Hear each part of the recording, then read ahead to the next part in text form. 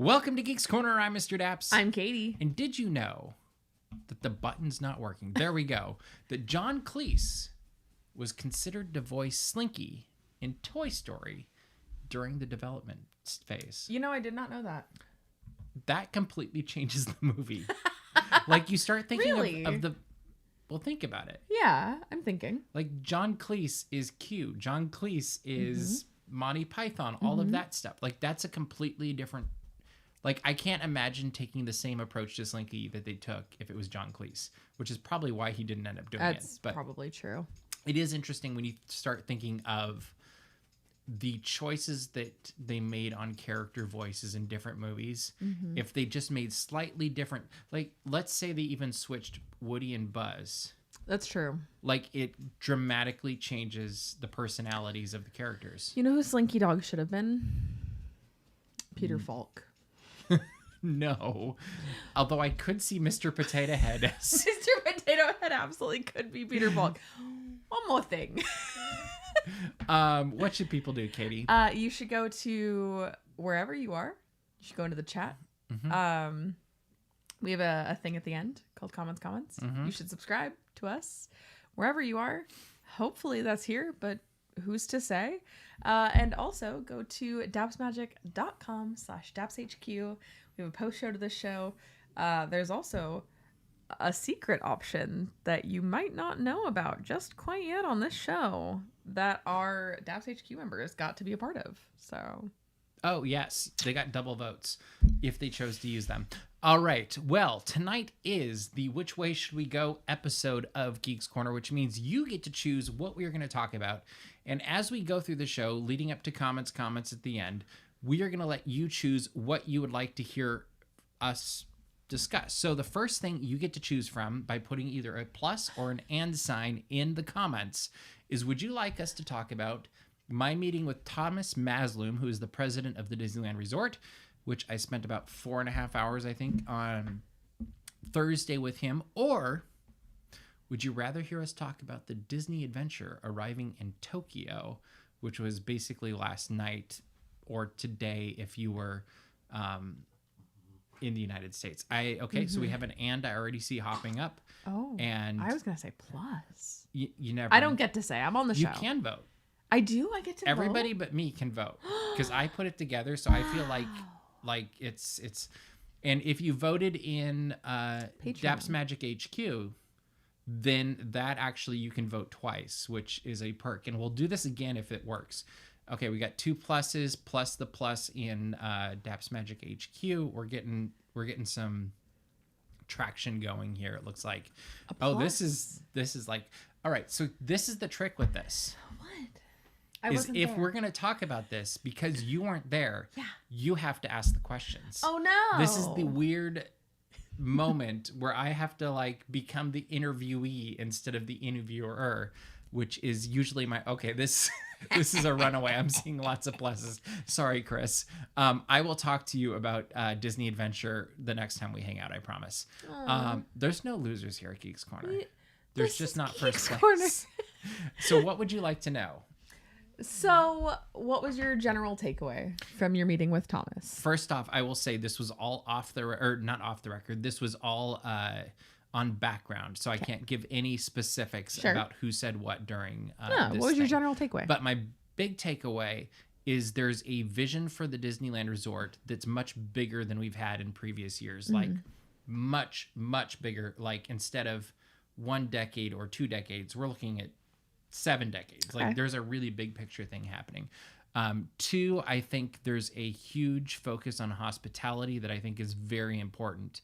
And for those that have been around for the last 6 years, I think we've seen ups and downs with that. And there's a definite focus that comes from the top of making sure they get hospitality right. And with that, my flip side is, like, I kind of hope that he doesn't get promoted to Disney Experience's chairman. Because I want to keep that focus local, because I do think it's very important for the future of the Disneyland Resort. And let's see, 3. I think the hospitality thing is being applied in ways that you wouldn't traditionally expect. Okay. So yes, there's the hospitality of guest interactions of magical moments. But there's also the hospitality portion being taken into account of like, how can we make the visit to the Disneyland Resort simpler? How can we make sure that guests can get on more attractions through maintaining our attractions, or being proactive with things that we know they're going to need, or even something as kind of out of the box as like supply chains for attractions, their individual, wheels or whatever, Yes. like making sure that they have the things that not only are needed for regular maintenance, but also for the surprise maintenance moments. And I think all of that is needed. And I think it's also interesting because we're seeing this across multiple companies. It's not just Disney that's like, hey, we need to get back to the basics. And Disney's basics are telling stories in a way that makes people feel like they're wanted to be there. Like there's the hospitality component, but it's not just, hey, you're in this really fun, nice place. You're also experiencing and being a part of the story. And so that's the Disney difference. And I don't think I heard the word Disney difference, but that was the general thing that was coming out of this, is like, oh, the Disney difference is important again. And I think that got lost along the way a little bit because of world events and pandemics, and we actually need people to just show up and work. Like there was a lot of things that kind of took away from that. So any other questions with this? My follow-up question, what do we have in the coming space to look forward to at the Disneyland Resort?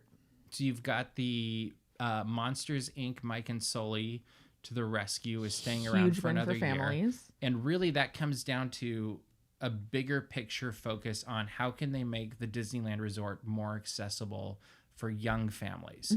Not just families, but young families. And I think that had also been kind of lost along the way of like, oh, let's go with more adventurous rides. Let's go for higher thrill rides, whatever it is. And I think maybe it wasn't one of those, like it wasn't an intentional slight. And I don't even know if it was a slight completely, but I do think that when you focus on trying to compete with other companies that, in my opinion, are inferior, you kind of lose your focus on, like, at the end of the day, Disney has always been about families. And, think about the origin of Disneyland. It's Walt wanting to be able to hang out with his daughters and having an entertainment enterprise that you could go and do these things. And so I think what we initially have to look forward to is we have, Monsters, Inc. We have the Bluey's Best Day Ever coming to Fantasyland Theater, which is that going to be for me and you? Like, we're going to enjoy it, but is it focused at us? No. I have a Bluey sweatshirt. What are you talking about? I know, but like, it's not... Bluey and Bingo are for me. The target for Bluey is not us. We're just a happy... We are a happy... second level that enjoys it also. Yes. And so I think you have these things that changes the way that Disney has traditionally done entertainment. So maybe instead of a Mickey and the Magical Map, you now have Bluey's Best Day Ever. Maybe instead of, Aladdin the musical, you have Viva Navidad. And they're really making an effort to make entertainment accessible, something that kids can kind of be immersed into and you can really feel like you're a part of, as opposed to being passive and watching. And that's kind of actually probably a bigger change than we've realized, because it does fundamentally change the approach of Disneyland Resort's entertainment strategy, because it is more about being immersive. It is about connecting and having memorable, magical moments, as opposed to being, oh, this is the best stage show ever. And when you think about this from a bigger picture and a hospitality standpoint, most of the magical moments that you have when you go to Disneyland or Walt Disney World or whatever theme park of your choice, or I guess cruise ship, most of the moments that you bring back with you, though, that you have as a core memory, are often connected with a personal experience. It's not, I saw this really great show. It's maybe during this show, this one little thing happened where I connected with a performer. Or maybe it's, I was at a spot in the Disneyland Resort and this cast member turned this really terrible experience into this really amazing experience. Or maybe this one princess decided to take a little bit more time with my kid and make it a magical moment. And so I think Disney has really leaned into the connection component. And by Disney, I mean Disneyland Resort, because that's what this was covering. And so I think Thomas Mazloum has really honed in on, if we can make magical moments by interpersonal connections, we can make a more hospitable environment. We can up our guest satisfaction rate. And then at the end of the day, this is a business. We can improve the business of the Disneyland Resort. And that's important, because as much as we like to think that Disneyland is a place that we just go and enjoy and it's magic and, fairies and pixie dust. Yeah.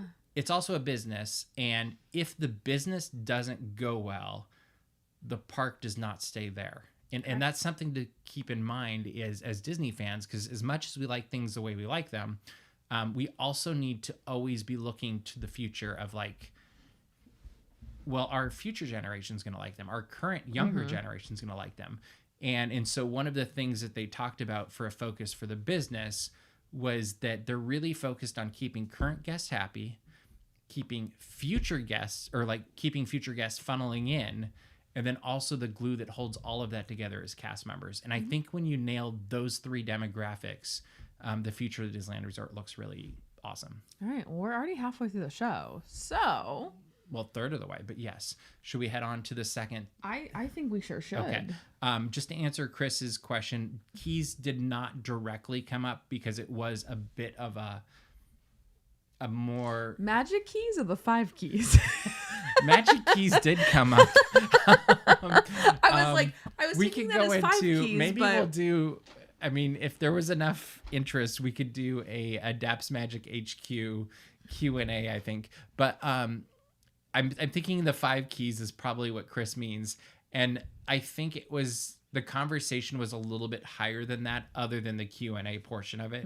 And so it was really more about concepts and connecting than specifics. And there were stories told, but it was a little bit more of a bigger picture conversation. All right, beautiful. All right, number 2 for you to vote on. Do you want us to talk about the Toy Story 5 trailer? Vote with a pound sign. Or Anaheim Ducks Day, vote with the @ sign. Is that the @ sign? Yeah. At. Yeah. At. We have seen and experienced both of these. Yeah, we sure have. They have. were very definitely different. 5 keys and 5 magic key tiers. Yeah. So I'm gonna say at. Ooh. Okay, we got it. Chris, I'm so sorry. I feel like I'm not gonna say what I'm leaning. You. I'm not gonna say what I'm leaning for. Your vote. So magic keys, we did talk about. I will save that. Actually, if you go listen to my podcast on Daps, Magic, Disney, and Positive Stuff, you can hear a little bit more of the specifics about this. Toy Story. We have an already vote for Toy Story and one for Anaheim Ducks Days. Another. It looks like Toy Story is winning to me. What was the double vote in? Toy Story. Okay. Yeah. I'm pretty sure. Let me check. Yep, Toy Story was the vote. So we're gonna this is clearly, actually it's closer than I thought it would be. So the Toy Story 5 trailer came out this week, and of course it was while I was driving to an undisclosed location in Burbank that I'm not allowed to talk about because it was completely off the record. And but if you were to go to Flower Street, you might figure out where I was at. I didn't say anything. I just gave hints. But Toy Story 5 trailer came out. We have watched it. Yeah. What did you think of it? Looks better than Toy Story 4. Yes, but what did you think of it for real? Well, yes. As a standalone movie, I'm excited to. Well, you can't take it as a standalone. First of all, I'm excited to see the gang back together. I'm excited to see Woody and Buzz and Jessie. Every time I hear the gang back together, I think of Solo: A Star Wars Story. Oh, meanwhile, all I think of is Phineas and Ferb. Dude, we're getting the band back together. Yeah, that's fair also. Anyway, I'm very excited. I think that this feels more true to the characters. It feels like we're seeing, to me, there was almost that moving truck moment of Woody and Buzz hanging off the moving in the back truck. Thing, yeah, that moment. Yeah. which to me is like core childhood memory of like Toy Story, the original, and that moving truck scene. Also Toy Story 2 and there's a Toy Story 1, the fast food boxes with the walking. Yeah, that's a cute moment. Yeah. Okay. That's what I grew up on. Leave me alone. Thank you, Ethan. No, I was laughing at a comment. But I think that this feels more promising. I also think that there's a bit of a red herring with the technology piece. Because I think that... So you think it's going to be like Toy Story 3 where the good guy's the bad guy, or, it's like... Well, yeah, or the bad guy's the good guy or whatever. Yeah, whatever. Because I think that technology, especially now, has its uses. And there's actually positive things that can happen out of technology. I feel like with this movie, at the end of the day, they all have to come together and be like, oh, we're all friends and we can live harmoniously. Because there's people that use technology for like communication devices and things like that. Like, I don't think that the end all be all is that technology is evil. Okay. I think it's going to balance creativity and technology. But I did think, I quoted it in the article that I wrote about the trailer. Woody says something along the lines of like, toys are for playtime, or toys are playthings and technology is everything. Mm-hmm. And I do think that that is a very interesting direction. So I'm going to actually pull in a conversation that was had at the previous event. Okay. So the Disneyland President event is we had a conversation that I actually thought was very interesting about how to balance screens with what's live in front of you. And there's a definite conversation happening right now of experiencing Disneyland Resort in screens and being stuck to the app versus experiencing with your family and friends what's right in front of you. And I kind of think this is Toy Story 4. Yeah. And I think there's 5. Yes. 4 is Woody breaks up with his friends.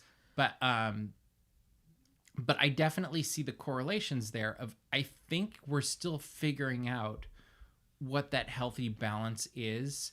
And one of the things that was brought up is, as much as people love being able to access everything through their phones and whatnot, families also come to Disneyland to be with each other, to experience things together, to look at things together, to be in that berm, to be connected with each other. And even thinking of Daps HQ last week, if you'll pass me that, during Daps HQ last week, I built this lovely shuttle, and there's something to be said for the physicality and the experience of something that's real and not digital and that you can play with. And this might go on the wall if I can figure out how, like we might put it up there. But and that was my Valentine's Day gift, ladies and gentlemen. I think there's a definite I don't know if discussion's the word or balancing act or whatever, is what is that correct level of screens versus practicality? And even if you look at like what they just did with Frozen Ever After in Florida, they went from rear projected screen faces to, oh no, we're giving you physical audio animatronics. And it's an interesting thing to see, is because I do think a couple of years ago, as Bailey's mentioning, it was all about screens and digital and 3D and virtual and augmented reality and all of this stuff. And now there's definitely a shift to, oh no, I want tactile, I want real, I want to see this moving in front of me. Like looking even the Walt Disney Magical Life. Yeah. Like I want the real. And so it'll be interesting to see how this movie, because I think that's what this movie is going to be about, is how does this movie approach it? How does this movie deal with it? And then the other thing I'm questioning is, how does this movie deal with aging toys? Why is Woody bald? Even Lego is moving forward and adding, their smart whatever. I don't like that. No. I don't know what I think. I don't like it. I want to play with it first and see what I think. But like one of the things I noticed, and this is just a practical production standpoint, Woody and Jesse sound old.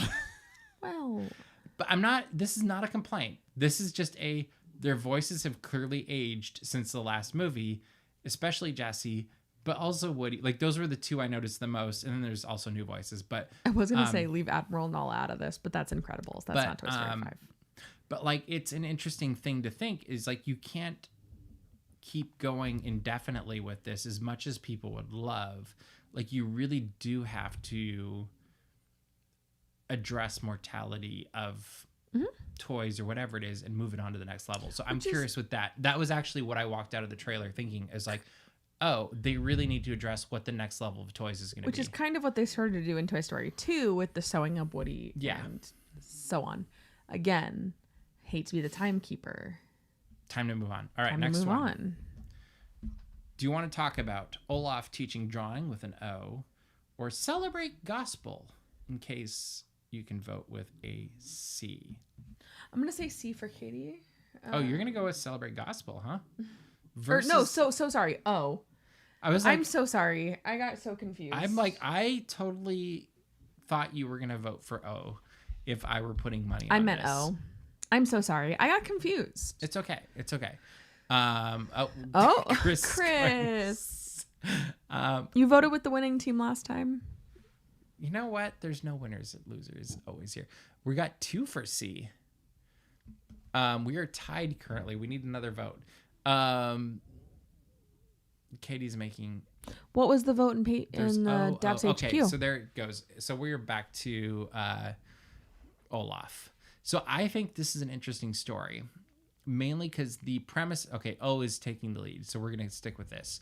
Olaf will be basically taking over the Animation Academy, and it'll be a animatronic or audio animatronic in Hollywood Olaf Studios. In Disney's Hollywood Studios. But you can only if this is remotely successful, you know it's coming out here.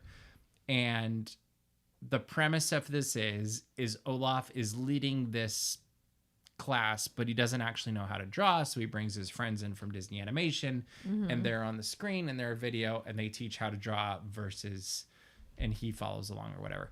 I have some thoughts on this. Can I lead off on this one? Sure. I love the premise. Okay.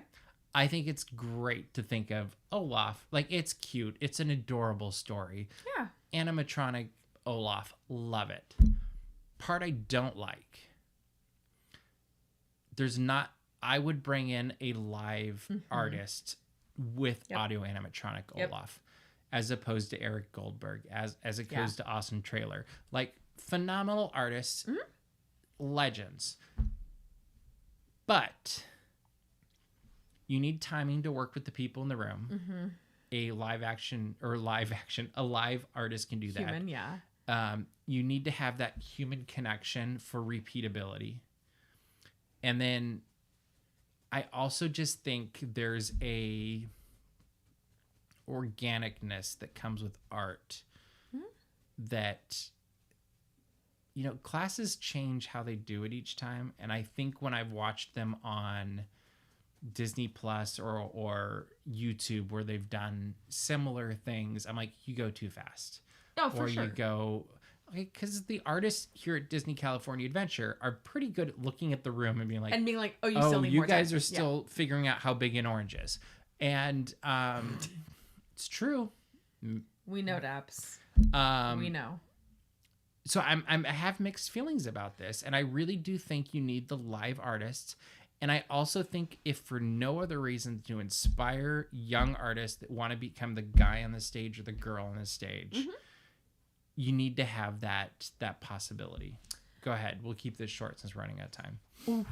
I agree fully. I think that part of the fun of Animation Academy is so here's everything you said, 100% agree. The part that I love is at the end when the person who taught, you all when you hold it up and you all hold it up, and the person that taught the class is like, oh, I see this and I see this, and sure, it's kind of like a good night, Jimmy, good night, Mr. Daps, good night, Caitie Bear. But it makes you feel special, and it's fun. And I will go back because I'm already doing this. Sure. Let's go back to the original topic. It's all about human connection. You cannot have a human connection I agree. with a video and an audio animatronic. I agree. And as much as I love going and seeing Abraham Lincoln and Walt Disney in the audio animatronic form, there is not a human connection. And that, at the end of the day, is always going to be the faults of those thing. And I think that's always the strength of what they're doing with the new entertainment strategy of immersion is there's human connection, there's human moments, and there's also the variable of, because it's human, you don't entirely know what's going to happen. So I guarantee you with this Olaf approach, at some point, you will have experienced every version of it. Yeah. Which in Florida, maybe is okay. Unless you're local. But like, I do think there's something to be said for, like, I'm going to say the Mazloum effect or the Mazloum era is, I think you need to focus on that human approach and that human touch. And I'm sure it's way too late to change things, but like, well, and I'm thinking, if I were in control, I'd be like, hey, we need to make this more personal. And I'm thinking of our friend Lindsay, who goes in and she takes her iPad and she does Procreate for the animation.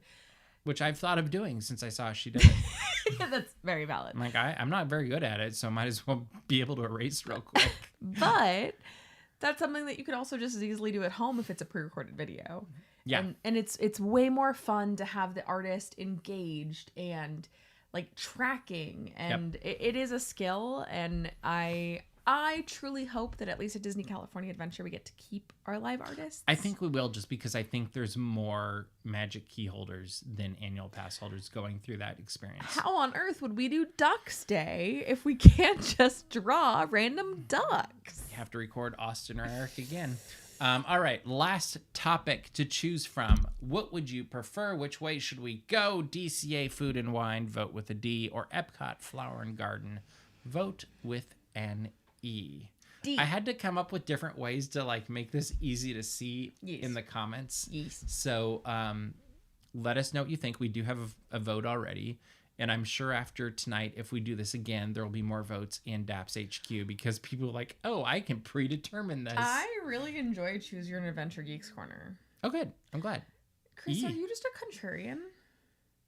I will say I'm not against this. Well, E, another E. Okay. The thing is, you're not against any of it. You made the order. You determined the choices. Yeah, but I try to be pretty unbiased when I'm picking things. D, E. Oh my gosh, there's a lot of votes for E. But there's 2 votes for D. There's 3 votes for E, which means D is currently tied, which means you get to pick. Oh, D wins because Cassie just added. Thanks, Mom. All right. We'll see if one more comes in as we're pulling. What were you going to vote for? I already said D. Oh, okay. So that's a double win. Yeah, Okay. that's why I said thanks, Mom.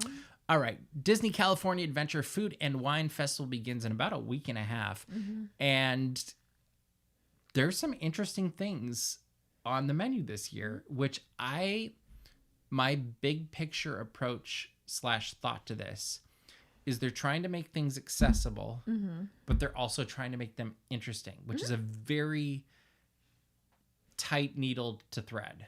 Like that's a small needle to thread. And I think they might have done it this year. Yeah. What do you think of the menu that we saw today come out with the food guide? What are you most looking forward to? And how do you think they're doing with food and wine? I'm personally most excited about the entertainment. Two things. I love food and wine. Mm-hmm. So that's automatically super exciting. The thing I'm most excited for, the Masubi fried rice. I'm so sorry. It's a repeat. I totally thought you were going to say the other one. Okay, go ahead. Unfortunately, I dream of that Masubi fried rice. It was solid. It was so good. I love Spam Masubi. I love fried rice. I love spicy mayo. All of that is Caitie approved. The other thing that I think is very important to touch on is I am a very picky eater. Like, you can attest to it. I've gotten a lot better in the last 10 years that you've known me, but I'm not great. This is accurate. Yeah, but baby steps. Yeah, Thank you. It's true. Like it's baby steps. It's a process. Who would have guessed 10 years ago that Brussels sprouts would be one of my favorite foods? All right, go ahead. What are you looking forward to? But no, like that you haven't tried before. Oh, that I haven't tried before? Like I am strangely intrigued by this chicken and waffle mole taco. Like I don't know what. Like to me, this is the weirdest. Chicken mole is hit or miss for me. That's where I'm intrigued by it. Like I'm like, this could be the hit of the festival, or maybe the worst thing we've ever eaten. And then I think there was some like nachos or something too. Yeah, like the chicharron nachos. Those also, and then also the ramen mac and cheese. Those are the three. I'm with Johnny on the ramen mac and cheese. I love a mac. I love the mac moments at the booths. They're usually fairly. I'm just very confused by the thought of ramen mac and cheese. Noodle. Because ramen, mac, noodle. So are they putting macaroni with ramen noodles and cheese? Like, I'm curious how it makes it ramen. I just realized I never had the tteokbokki in Linear. It's fine. Me realizing I'm having like a mental breakdown. Too late now. I know, but I don't actually know what's going on with the ramen mac and cheese. But that's why I want to try it. Those are two things I love. Yeah. I love ramen. I love mac and cheese. That might end up being the hit of the festival this year. I think it's one of those things like the quesadilla egg rolls. It's like that is the crossover where it takes something people are very comfortable with and it introduces a new flavor or idea or what have you. I mean, it's mac and cheese. How can go wrong? Your girl and there's some returning favorites that look really good too. I just felt like they're returning, so we can't hit them too far. And we will be covering the opening day of this. So if you want it, we will do a sip and savor pass or whatever we end up getting. If you guys insist, I'll eat stuff at Food and Wine. We will make a video and you can see firsthand reactions to what we think. I'll be so brave for you guys. But I'm looking forward to this. I'm looking forward to. I kind of want to do one of the demonstrations again this year. Ooh, fun! Because there's some fun ones at Sonoma Terrace. There's also the free ones over in Hollywood Backlots. They're a lot of fun. Is Jet Tila doing one? I don't know. I haven't looked yet. I love Jet Tila. Like that would be very fun. But I think we should make some efforts to do some of the activities that are coming. Along with, there might be a certain band that we really like returning a couple of times, and we'll have news up on that when it becomes official in public.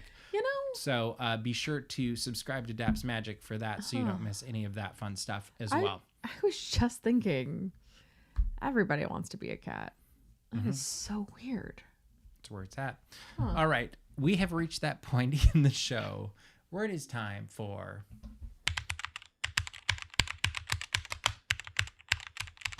Comments! That is right. It is time for comments. If you have anything that you'd like us to respond to, or you just like to say that you'd like us to read aloud, as long as it's appropriate, now is your time. Like, whoa, Daps. You know what? I was walking into that and I'm like, Slow down, Boris. Yeah, Boris? Did you say Boris? I said Morris. Oh, okay. I was quoting Beauty and the Beast.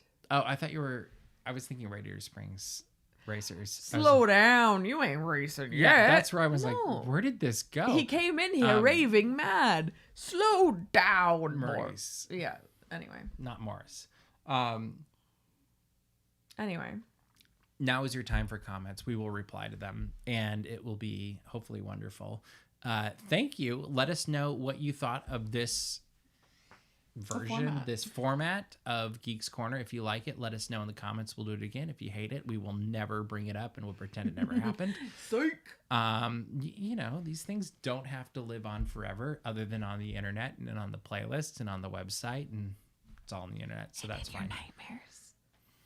Sure, that too. But I do not see any comments coming in, so we'll see if Indiana's currently knocked out. There we go.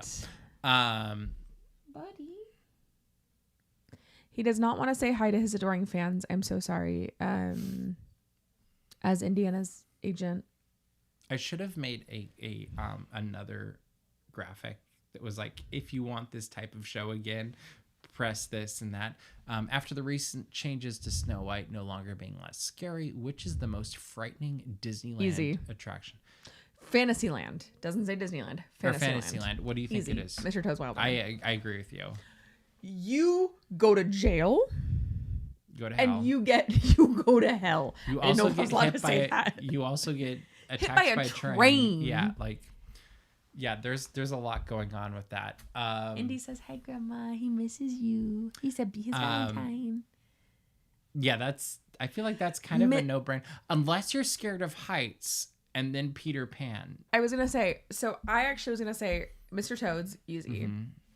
Follow up. Yes, I am Indy's momager. I'm his pageant mom. The follow up, Pinocchio. Oh, Pinocchio's a little bit scary too. Thank you, yeah, Johnny. That one is. Pinocchio's ooky spooky, especially now that it's like dark. It's like kind of scary. Well, the funny thing is it's not dark. Like it's the same darkness it's been forever. They've just lightened up everything else. Is so light. Yes. And I am really curious. I'm like, when does Pinocchio get the love that Snow White got? Polishes it up. And honestly, when does Mr. Toad get the love? Yeah. Wind of the Willows is such a fantastic story. The Monstro. You know what? You can tell Annie that when Mr. Daps was a little boy, that scared him too. You can also tell Annie we'll protect her from Monstro, from Maleficent, from anything bad that'll ever. A whale of a tale, and it's all true. I swear by her tattoo. Yes. I think those are the scariest. I mean, Pinocchio. No. Toad is scary. No, Toad does scare. Toad's ooky spooky, and it's hot. When you go to hell, it's hot. I think they're pretty close though. Pinocchio is super scary because it's like, oh, children went to jail. And turned into donkeys. Like that's a little bit scary too. Smoking. I mean, they don't smoke in the attraction, but. Do we think Pinocchio will continue on like indefinitely, or is it one of those ones that will eventually be like, hey, let's throw in a Disneyland Encanto ride or a Disneyland because I could see them throwing in another dark ride for a fantasy attraction. I don't think so. Not Tobacco Row, baby. Okay. Hi, Pumpkin. He just talked to me. Hi, kiddo. So I think if you didn't find Mr. Toad scary when you were a child, I actually think that you're broken inside. That's crazy. You got hit by a train, sir. And Mr. Daps loves trains. You know who else loved trains? Who else loved trains? Walt loved trains. And in this attraction... I was hoping that was the right answer. And in this attraction... No. See, I could actually see Tangled replacing Pinocchio. I went on a Tangled attraction. Here's the problem is I think Pinocchio has a better chance today than it did like 5 or 6 years ago when they're like, oh, we're not even going to show smoking on any of our movies anymore. Like, I